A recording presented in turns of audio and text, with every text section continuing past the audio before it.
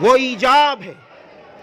گویا وہ یہ کہتی ہیں کہ اے میرے اللہ، اب تک میں نے اپنے ماں باپ کی فرما برداری کی ہے، ہم نے اپنے بھائی بہن کے بیچ میں رہ کر اپنے آپ کو پاک و صاف رکھا ہے، اور اے میرے اللہ میں تجھ سے عہد کرتی ہوں کہ اب میں شوہر کی فرما بردار بنوں گی۔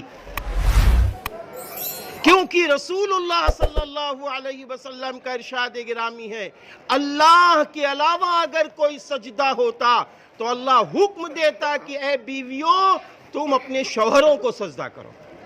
شوہر اتنے قیمتی ہیں۔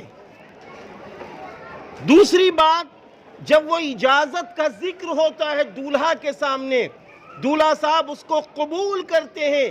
گویا دولہا صاحب کہتے ہیں دل ہی دل میں کہ اے میرے اللہ، میں عہد کرتا ہوں کہ میں اپنی شریک حیات کو، میں نے اپنی بیوی جس کو بنایا ہے، اے اللہ ان کا کما حقہ حق ادا کروں گا، ان کے نان و نفقہ کا خیال رکھوں گا، اور جو ان کا مہر ہے وہ خوشی خوشی ادا کر دوں گا۔ یہ ایجاب و قبول ہوتا ہے۔ ایجاب و قبول کے بعد وہ شرعی دیوار، کون سی دیوار کہ دولہا اور دلہن کو نہیں دیکھ سکتا، ایجاب و قبول کے بعد وہ دیوار ہٹ جاتی ہے۔